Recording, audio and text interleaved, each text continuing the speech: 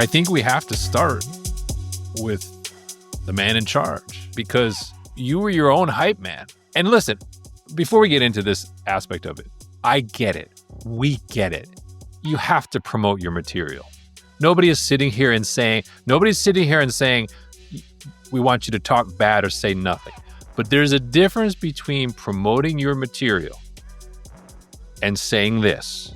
Quote. What up, everybody? Welcome back to another episode of the Nerd Gen Report. I'm your host, Pablo, and joining me, as always, is Mr. Brian Schultz. Today, we're going to be talking about the season finale of Peacemaker and the show as a whole.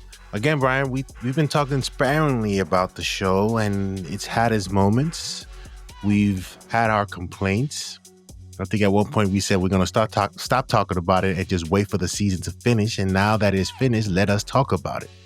I just finished watching the episode. I just finished. It's fresh for Pablo. It's fresh. Yes, it's fresh. So it's giving, but like for the whole of the season, I've had my complaints, and my complaints still remain the same. It had its good moments. There's some characters that I do like, but I've read that a lot of people didn't like this last episode. So I guess we'll talk about this last episode and how it sort of wraps up this whole season. And there's a lot of disappointment out there based on what I've read, because I did read and got some info on the disappointment that people were feeling regarding this last episode that aired on Thursday. Brian, when did you see it? I watched it Thursday night. Okay. Some of the things that you've read, I don't know if you've read a lot of the complaints that people have had with this show. Does it align with your sentiment as to when you first saw it and what you thought of it after? I haven't done a lot of reading. I've listened to a few podcasts that I've been sort of following the show, and I think I've tried to stay away from too much written commentary because I didn't want it to color sort of what we're talking about here. But I think it's hard to defend how this played out in the end. And I think there's a lot of angles to go with in the discussion. We're going to keep the focus, I think, mostly in terms of DCU ramifications. But I think we have to start with the man in charge, because you were your own hype man. And listen, before we get into this aspect of it, I get it. We get it. You have to promote your material. Nobody's sitting here and saying, we want you to talk bad or say nothing. But there's a difference between promoting your material and saying this, quote, I am the one who's keeping the 3 episodes away from everybody because there's too many surprises in these last 3 episodes, especially 6 and 8. They are just crazy. My favorite things I've ever done of anything, end quote. From a man who gave us Guardians of the Galaxy, right? From a man who is probably as immersed in this type of genre and this type of IP as any writer and director working today. That quote is a slap in the face to his own work. Yeah. And that's why we have to start here. Because I think a lot of people's sentiments about the end of this season are because of that quote. Because a lot of people, myself included, although admittedly, I think you and I probably went in with our eyes open. I think we sniffed out what was going on here a little bit. But the point is, you got to the end of the season, and I think you felt like you got. Yeah. And there's no other way to say it. Where's the beef? Remember that campaign for the 80s? Where's the beef? And they made millions. Yes, they did. Yes, they did.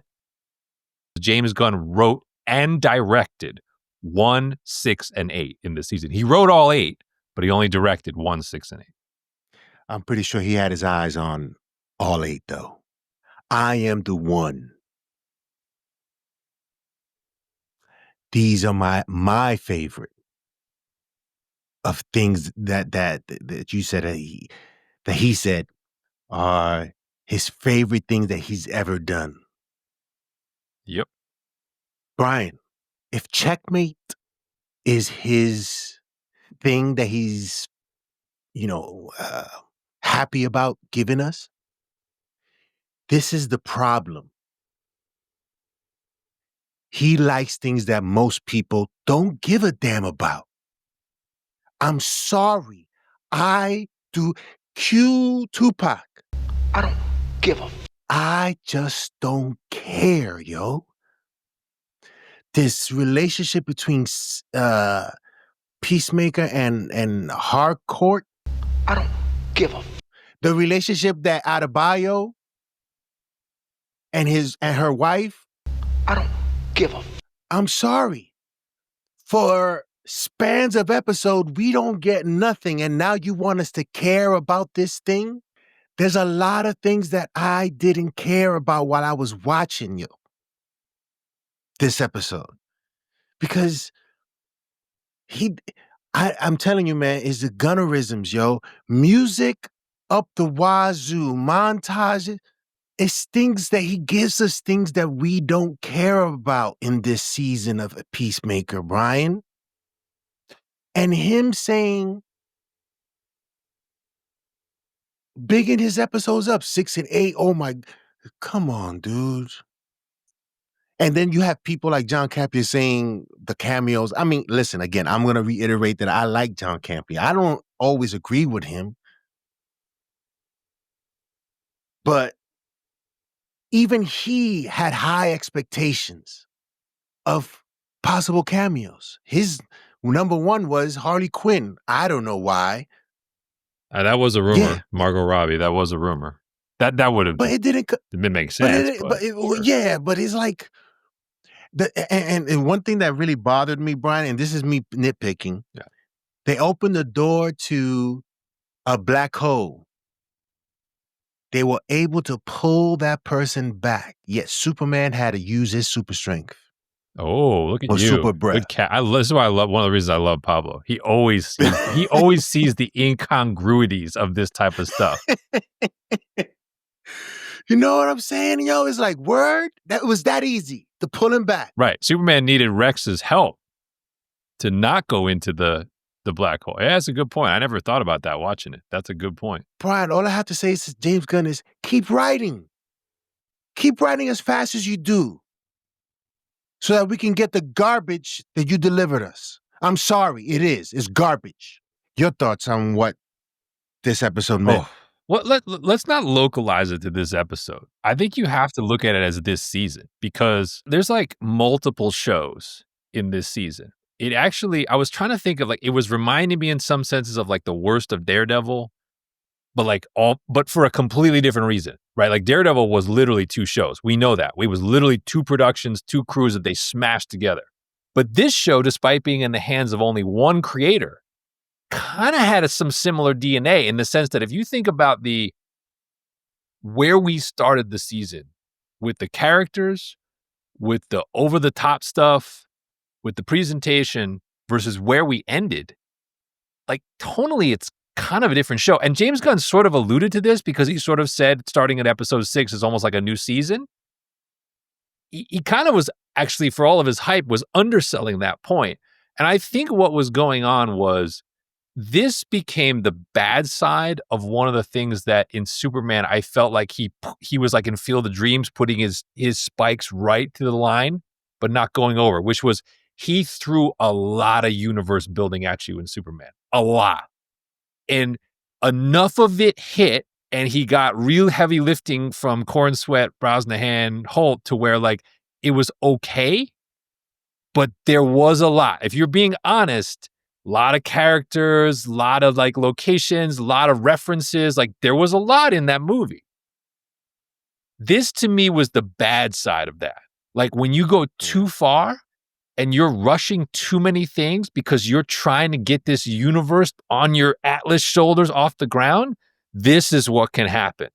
Because like Salvation, Checkmate, like individual character arcs that just come and go, like even like James Gunn is too talented not to recognize that he was forcing here. I'm sorry. Like if he doesn't, that's a whole other conversation that we're going to have about his role. But this is a guy who's written some quality stuff and some entertaining stuff and some very emotionally gratifying and complete arcs in the Guardians franchise. For him to sit here and be like, this has weight over these 8 episodes? No, like absolutely not. So much of the back half of this season means nothing and is completely disconnected from the first half. So to give a few obvious examples, we talked about the evolution of Peacemaker himself. He really doesn't have a lot to do in the end of this season. He has one supposed emotional catharsis with his people, but like he doesn't pull a gun. He doesn't get dressed. He's basically like when you see him marooned in Salvation, you know what my first thought was? Right. Why is he even eligible to be there? Like he's other than Rick Flag hates him, right? Like this dude, There you go. he hasn't done anything. Like I don't really know. Like he shouldn't get a spot. Like there's other people out there who are more superpowered and more villainous. Well, you know what I mean? I'm just pointing this out. The point is the way the season used him. He really doesn't do a whole lot to where you're like, this is supposed to be a big character study journey for Chris. And I think Cena does a pretty good job of trying to get you there. But I just don't think the material gives him enough range to like be both hero and vigilante and ultimately have this catharsis where you're like, that's actually really cool. Like, that's a moment like this is not quite the same and it's not fair, but I'm saying like a catharsis like John Rambo has at the end of First Blood, right? Like that is earned over 2 hours. And when he delivers that speech, it's like that is a decade's worth of pain that he's putting into that. Like my point is Peacemaker was trying to create their version of that in the finale when he's sitting around with his friends. And it's just like, it just doesn't feel like we got to the point where that was a moment in the way that James Gunn wanted it to be. I think the second thing I'll kick it back to you. Why bother with the Nazi alternate reality? Like in the end, like when I first saw it and there were rumors of it, I kind of was like, well, is he backdooring to like a Vandal Savage, like type of world? Is he backdooring into like a supervillain has created a world that we're now going to explore and this is going to be available to him? I was like, all right, like let's see where this goes. But like, so he pulls the trigger on it. There's the big reveal. There's the supposed to be shock value, but you're also supposed to laugh at it scene of her being chased down the street, kind of almost like in Raiders of the Lost Ark in the beginning. Where was that in the finale? There was like it just disappeared as a story device. It like meant nothing. There was no payoff. It went nowhere. Like none of the characters had to cope with that. Like, so then you're left with like, why is it in the show? Like what was the point of that? Yeah. And I think that's so much of what you ultimately are left with is like, even if you could defend some of the individual entertainment of these little moments or like little conversations, you're kind of like, what was the point of that? Yeah, I mean, I see his, like for Peacemaker to see his brother and his father, you would certainly understand his reasoning of wanting to stay in that world because things were so perfect for him, right? See, that had a point. Yes. At the start of the season, that had a point. Him sort of reliving the pain or I guess, yes, reliving the pain of losing. Like in this episode, when I was watching, he didn't do anything. He was just... That's my thing. Is like... He didn't... Like, what was this... Like... this big thing that you wanted us to see or you wanted to hold back because it was so huge, it was checkmate? Yeah, that's the thing, right? It's like, so your setup is actually valid. It's one we've seen before, which is like, yeah, alternate dimension. You see these things, the grass is always greener. You see the things you've always wanted, right? You get family, you get love, and you get to be a hero. I'm totally for that. That was the setup. But did those things really pay off? Because in the end, you knew there was going to be a reveal of basically why having those things came at a price, an unacceptable price. But that price turned out to be, it's a world where Nazis won World War II. But then that didn't lead you anywhere. Like he didn't somehow reconcile that, overcome it, and then have some kind of heroic, or not heroic, or I don't know, moment of resolution to show what he had learned. It just, to me, it was just like an unsatisfying, like, question mark. It's like, so now what? Why did I care and why did I bother with all this? It's James Gunn doing gunnerism stuff. Just wants to do stuff. He just wants to do stuff that he saw in the comics. This is Candyland for him, Brian. Literally. Yeah. Literally Yeah. Candyland. This is Candyland for him. This is him being able to do whatever he wants. And Zaslav and Saffron not having any idea what this is. Yeah. They just go with it. So, and now we get to see, hopefully I don't know, but we'll get to see what happens next I don't know. But what he was, but see, the outcome he wanted Peacemaker in is he wanted Peacemaker basically tamed and domesticated enough to use him in the DCU.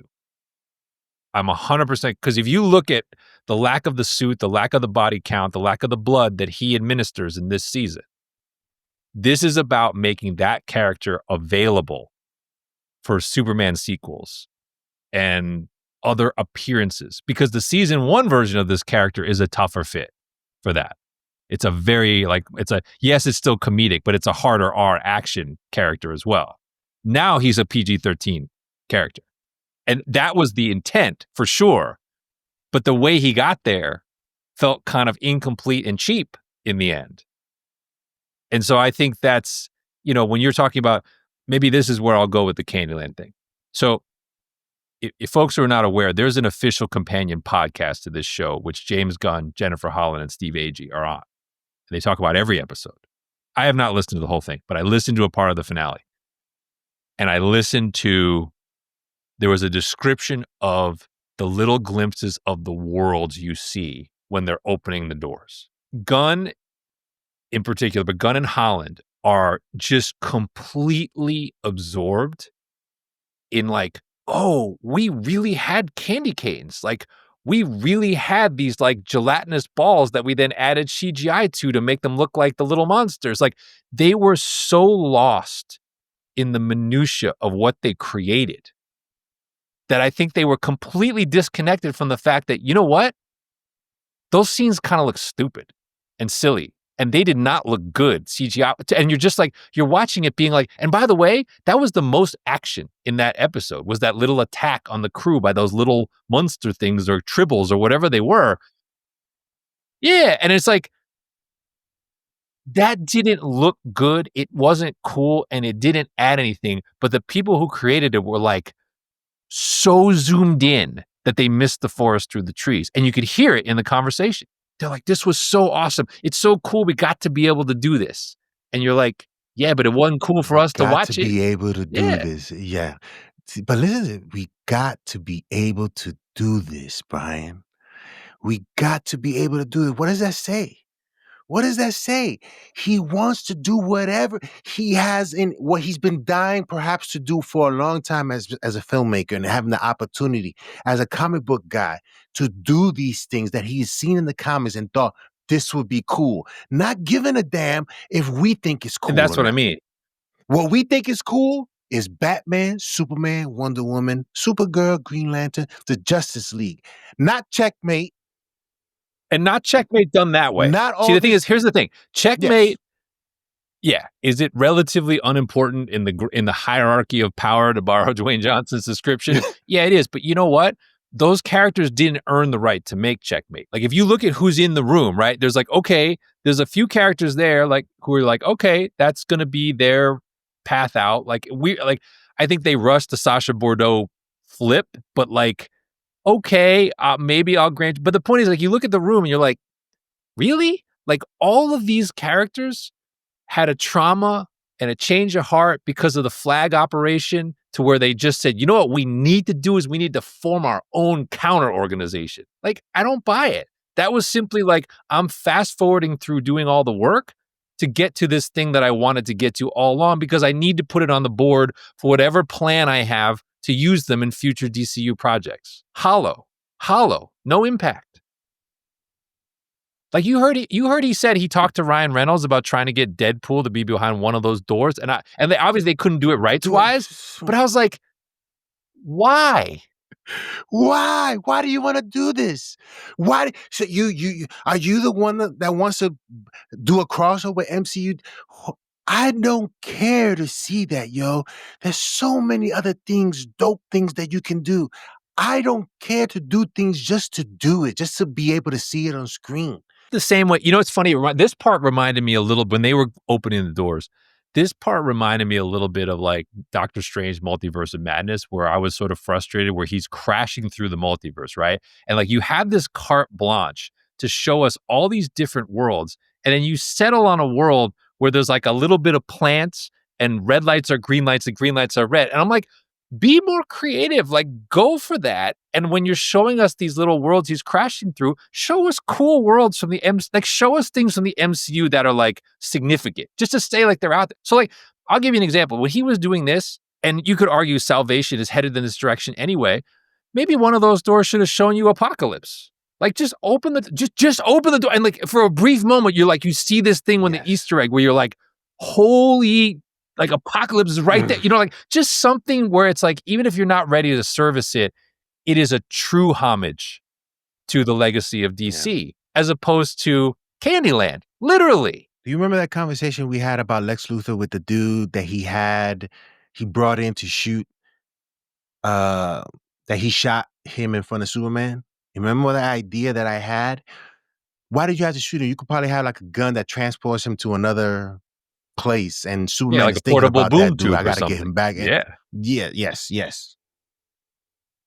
They've seemingly done that somehow to Peacemaker in a way, right? Where he's in this place where we will perhaps get to see him again, but in the event of that, perhaps something bigger manifests. Perhaps his Apocalypse. I don't know. But this whole point of like, I just got rid of, we're just getting out of the multiverse saga, yo. Go for it. And now we're opening these doors. I asked you this a lot, like midway through the season when this was starting to happen. Go for it. I think this is a huge question. Like, it's like, why are we getting into these places now that there's just so much to have to deal with that I don't know what is going to result in. I don't know what but there's all these other stuff that we've gotten in the comics that we've read and loved, but we're not doing any of those. We're going out there because James Gunn can, right? He can go out there, and now we're here. Brian, I don't know if I'm so excited to see a Man of Tomorrow. I'll still be. I'm gonna watch it, but I'm not excited to see what I'm not excited. I'm out on all James Gunn. Come back to that in a second. Stuff. Multiverse thing. So I brought this up earlier in the season where I said, do you think it's a risk that right after audiences have rejected the MCU's version of the multiverse, that James Gunn is leading off with pocket universes and multiverses? So I want to find a clip from The Hunt for Red October because I want to send it to you where he sends a letter to the Soviet government as he's leaving to steal the sub. And he reveals to the crew that the senior officers that he's done this. And the one guy basically says, you had to do it, huh? You had to make a political statement. Was it ego, Captain? And I feel like that's exactly what this is. It's like, is there something about the multiverse failing on the Marvel side that is like making you want to do it on the DC side to prove it can be done? Or do you legitimately think it is the best route to lead this universe down right out of the gate? Because, as you say, audiences have proven with their lack of dollars that they kind of don't like this right now. They kind of don't really want this type of stuff right now. This is a risk. And by the way, I did not find Salvation to be an exciting outcome in this season for a couple of reasons. So number one is I was very invested. The thing as I've said, people watch the show will know, I was most invested in Frank Grillo's arc as Rick Flag Sr. I actually really liked what was going on in this sort of discovery that Peacemaker was behind his son's death, and then sort of the vengeance that led him to, I kind of like the Lex Luthor cameo because it was like, this guy is kind of blinded, and now he's willing to get in bed with the guy that he knows is going to basically manipulate him. But for that then to accelerate to, hey, I'm going to create a multiversal prison for metahumans.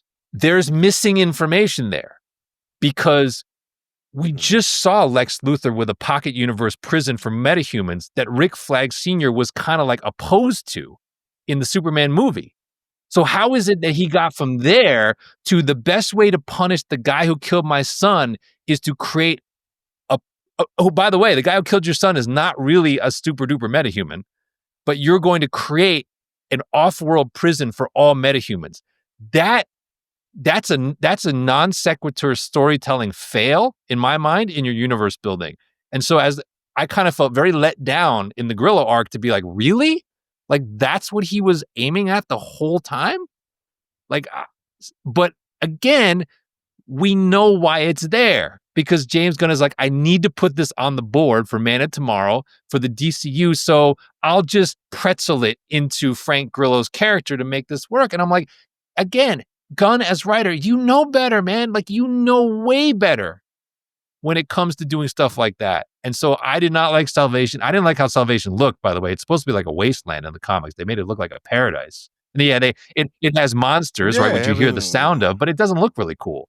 So I'm like, I don't really want to spend time there. Yeah, that looked like freaking a park. I was expecting the roar. He'd turn around and see like a Disney princess with butterflies behind him. You know, it's like I'm not that interested in going back there. But anyway, so I didn't like that. Going back to what you said as to is this James Gunn trying to do something better than what MCU attempted at with the multiverse?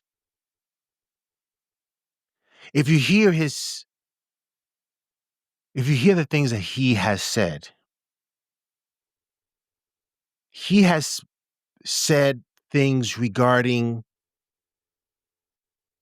how we do things here, or we're going to do things a specific way and all this other stuff. I get it that this is a competition, but come on. We're not talking about you doing everything opposite of Marvel. We just want good stories. We just want, stuff. We thought that we were getting someone who loves the comic books, that was going to give us stories, perhaps change things here and there, whatever, because Marvel was excellent at changing certain things. Which, by the way, he was excellent at, because we know he was ghostwriting a lot. He was actually script doctoring a lot. So you have to say, that's why I say, this is a man who has done some of the best work, both behind the scenes and behind the camera in this genre. So when he says stuff like Peacemaker season 2 finale is like the best thing and favorite thing ever, like he's really insulting himself as much as anyone. Do you know what I see as kind of like a very sneaky parallel and familiarity? I've not seen anyone talk about this, but I'm going to throw it out here on the show. Is this starting to remind you a little bit of the Snyderverse? Just a bit? In the sense of, not in terms of tone or appearance, but in the sense of too many ideas. Yes. Like if you think about how Zach went at this, again, a passionate filmmaker, whatever you think of him, he's passionate. He's read a lot of the material, right? Don't let no one say that Zack Snyder has never read comic books, because he reads a ton of comic books. But it was kind of the same thing in BVS, where it's like he dreamed the dream of Dark Knight Returns so long that he's like, I gotta shoehorn that now into this movie right here. And like, it kind of winds up not working, right? And it's like, but that's the one idea too many. And then, you watch what happens in his version of Justice League, which is not a bad movie, start to finish. But part of the reason it's 6 parts in 4 hours is there's just a bajillion things he's trying to get into this film. And then you go watch, as an example, where he's turned loose at Netflix to make Rebel Moon. And you get to see his version of Star Wars and sci-fi and space opera. And what you see is, not good, not well received, but it's like a billion rehashes and updates of things that you've seen, because he's in Candyland doing all the things he always wanted to do. And I'm just making the point of like, there is a whiff. There's an emerging whiff here that even if James Gunn might be better than Zack Snyder at a number of things from a storytelling standpoint, he is starting to fall victim to the same problems that ultimately became fatal to the Snyderverse. Yeah, I 100% agree with that. Direction unwillingly, it just so happens to be that he's on the same road of this notion of too many ideas and nobody really being able to tell him he can't do that. As a result, you're not servicing each of your ideas well enough, no matter how good they might potentially be. The audiences don't need 718 ideas, characters, teams, and locations. They don't. They need start us with a few good core ones well executed, and the audience will come, and then you will get the chance. If you build the foundation, then you will get the chance to flex and do a little bit more of that type of stuff. Nelson, you referenced the music, so let's talk about Nelson.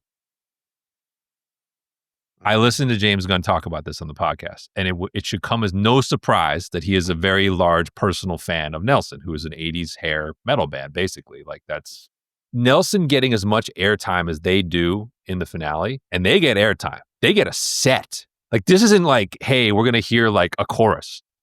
They get a set in the finale. But if you listen to the podcast, James Gunn basically says, like, I was listening to this while I was writing it.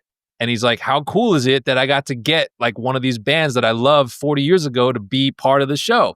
That's it, man. It was pure like fan service by the creator to himself. He basically opened the midst. He basically like, not a lot of people would know who Nelson is. Ding, ding. What are we doing here? This is not just for you, my friend. This is why, listen, this is why I say what I say about James Gunn and his Gunnerism. Shout out to Tracy because he coined it. I remember Zack Snyder in an interview saying why he does movies. He says it doesn't he says, I remember him saying that he does this for me. I do it for me. I want to do the things that I like and whatever. James Gunn falls into that camp, yo. Right now he's falling into it, doing whatever he wants. And the fact that people had to fight him over a squirrel, a Superman saving a squirrel, says a lot. Says a lot. In that, and once I heard that James Gunn talking about that scene, it made it to the movie. I said, I don't know if I said it on the show, but I said, this is going to empower him to do whatever he wants. Because there's some people who liked it and some people who didn't care for it. I have to ask the question because we don't see what goes on in the room, right? But I look at this show and how it played out in the end. And you're right. It's kind of satisfying no one. I feel like the Gunn diehards, a lot of the Gunn diehards, and like some of the podcasts I listen to, they are huge fans. They typically rate his stuff much higher than I do. They have been as down on this season, even before the finale, to the point where I've been shocked. And they felt incredibly let down by the finale. Like, listen to like the Ringerverse, for example, which is a very pro-Gunn set of people. I mean, they handed out some harsh grades to the finale and the show. So, as one higher profile example. So, what I'm asking is, Gunn has told us there's this writer's room of which he is kind of the CEO, and that there is a strict quality control standard before anything is allowed to move forward. I would submit after this season of Peacemaker that quality control standard does not apply to him. Anything that he writes, he has the power to just green light and push through. Anything anyone else writes, then it's like a committee. Then it feels like we're all going to talk about it. We're all going to debate. Because I have a tough time believing that if Peacemaker was another creator's show in the room, written by Anna Nagira, written by Tom King, some of these other people we know are in there, written by Mike Flanagan, like pick your name that we know is on the DC side. I have a tough time believing James Gunn would have been like, rubber stamp, let's go on all 8 of those episodes, the way they came out. But because he created it and he wrote it, it was a 10 out of 10. It's just not great television in the end. And that's not about, again, this, what you've not heard us talk about in this show, this is not about humor or the raunchiness. That's not part of this conversation at all. This is a DCU building conversation where this show was hyped to us as essential viewing between Superman and Man of Tomorrow next projects. And you got to the end of it. And as I said, you felt like you've been had. Especially with all the big DC, all the big talk, throw them in the room with Channing Tatum in terms of outrageousness. Actually, we were kids. Used to get the cereal, and the cereal box had the advertisement for this big cool thing that was inside, and you fished around for it. And it was this tiny little crummy commercial. This is just so inconsequential in the end, and then it's like, yeah, they gave us these salvation. They gave us checkmate. And it's kind of like, great. And like I said, the salvation thing, I'm like, you're the same guy who just wrote a metahuman prison in Superman. So you went right back to another metahuman prison in Peacemaker? Like, how many metahuman prisons are we going to have? Like, yeah, all in all, man, listen, I don't give a damn what other people got to say about how much they like Peacemaker and the show and stuff like that. This is not for me. This is just not for me. Well, I think even if you liked it, I think it's hard to defend this season of it. Because I don't think where the show ended is not where it was in season 1 and the start of this season. But there's some people that did like it, Brian. And to those people, I'm sorry we can't have a conversation about Peacemaker because we're just not going to agree on nothing. I mean, but like, this is again where I go to somewhat of the parallels to Zack Snyder, because he also has very diehard, zealous fans, as we know, who like everything that he does. But at the end of the day, the broader consensus spoke and his universe died. And I think let's get to the discussion with James Gunn, because I think, you have speculated more vociferously than I have, the point at which the conversation has to be had with James Gunn of, okay, which of these hats do you really want to wear? I think the end of this show is evidence that we are just about there. I think because let's also be honest about James Gunn's track record with critics and stuff like that. He's had a really good track record. Like, whatever else you think of it, right? Typically his stuff is 80%, 90%. This season of Peacemaker, now granted, they didn't see 6, 7, 8. To be fair, the critics that scored Peacemaker as high as they did scored it on the first part of the season. So just so you're aware of that. But this will probably go down as one of the lowest regarded things that he's done.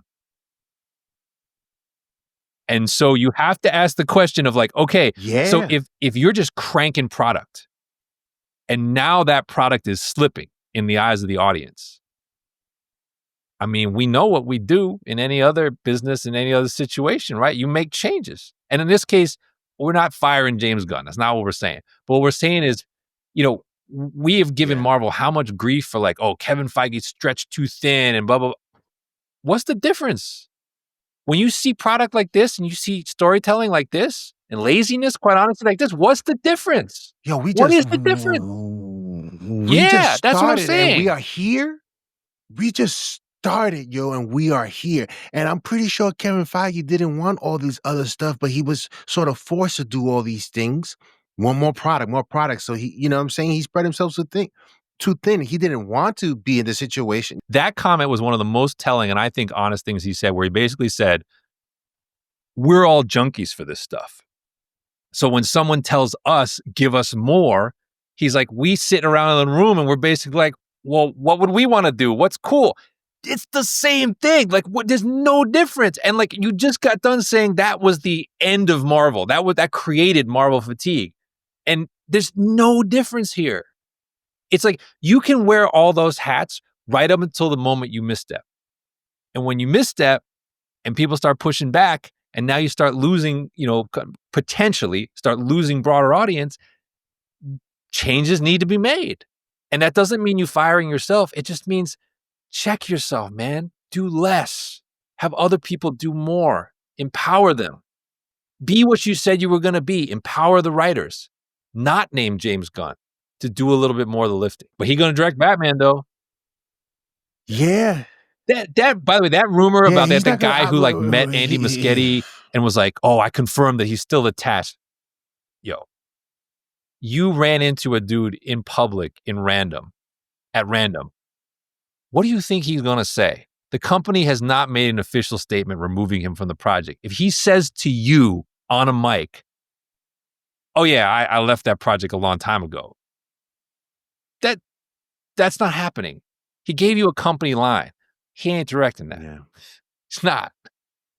And by the way, the other sign we'll come back to this in more detail. The other way you know that he's not directing it is because of the leak about the Damian Wayne situation. That Michael Rooker's playing Damian Wayne. Leak? Do we think that's fake? Or do we think what's going on with that? Because if it's real, Rooker is a James Gunn truther, right? He's in all of his projects in small capacities. So that means to me, like, if Michael Rooker's playing anything in that movie, let alone playing Damian Wayne, that's a James Gunn movie through and through. It's those things that get me nervous, Brian. And when I read that rumor, I was like, whatever, yo. I'm not even. I'm assuming, it could be fake. It could be just be James Gunn saying, yeah, I'm going to fire the person who leaked it, meaning that's ridiculous. But I'm just pointing it out of like, so my point is James Gunn is still very likely to direct Batman, write Batman, DCU Batman. He's doing Man of Tomorrow. He's writing these other shows, like no more Peacemaker, I guess. But like, dude, man, it's too much. Too much. We're there. Yeah, we're there. We got to the point where the quality of your writing slipped to where it's not okay for you to keep doing 3, 4, 5 different projects at once. It's not okay. Absolutely not. Because, listen, if I got to get into a shouting match with you regarding a squirrel, I don't want to. I don't want to have this conversation. I don't want to have this fight with you where I strongly disagree with certain things. But where I'm with you is, how are you not nervous given how fast he put together the story for Man of Tomorrow and where this show is supposed to launch you into it?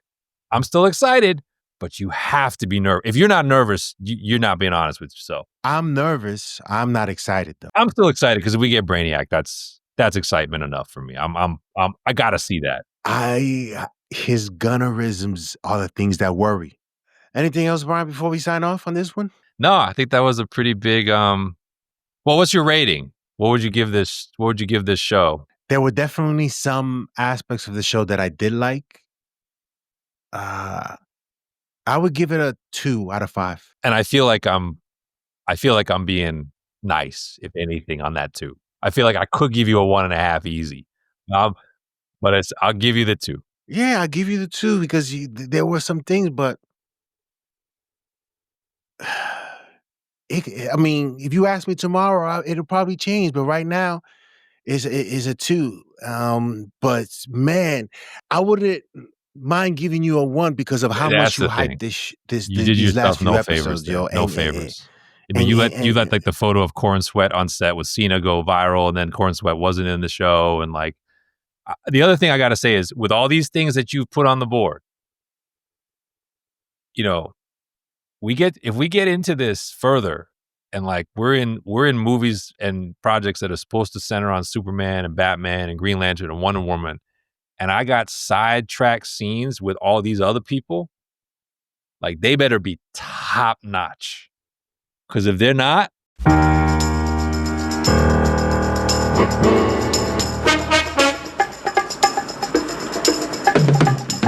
if I have 1 second of doubt whose side you're on, the audience he perceives, he's like, oh, they'll like it. They'll eat it up.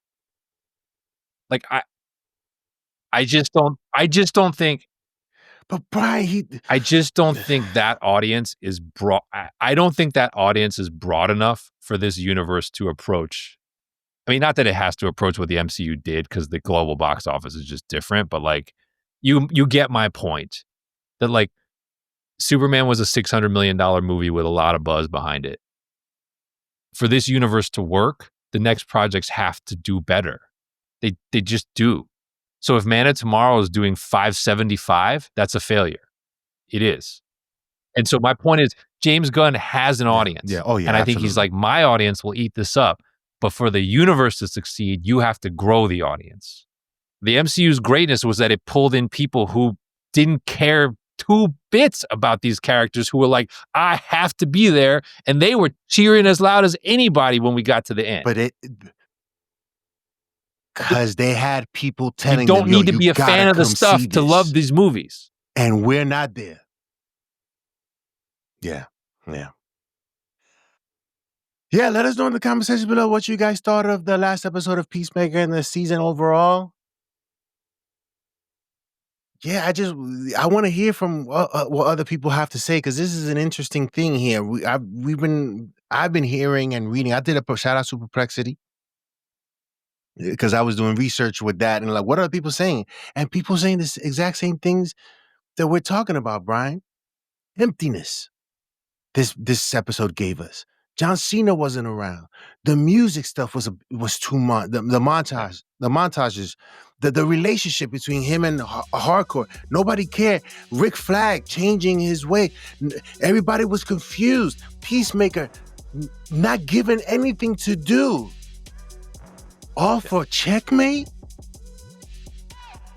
And all this other That's stuff. why I'm like, you can love James Gunn and you can love Peacemaker and you love what he does. If you give this a 5, I got questions, because it's okay. It's the same as a musical artist, right? You can love an artist and they can have a bad album, and it's okay. It's okay for you to say that album is bad and still love the artist. Like, this was a bad album. If you're a fan of James Gunn, this was a bad album. He loves his music. I'm sorry, that's what it was. And unfortunately, it's a bad album that might have ramifications. And that's why we work. That's what I'm waiting for. That's what we're going to wait for the next week or so, or a few months, to see what transpires, what changes, what more. I think that'll be it. What changes after these after this? Because the voices that have said no to this, as Gamora said, the universe told you no. People will be listening. And people will have to think about James Gunn and his vision for the DCU. Somewhere like Matt Reeves is like in the corner, like a Rocky IV. He's cut. Like, you see, he's not a machine. He's a man.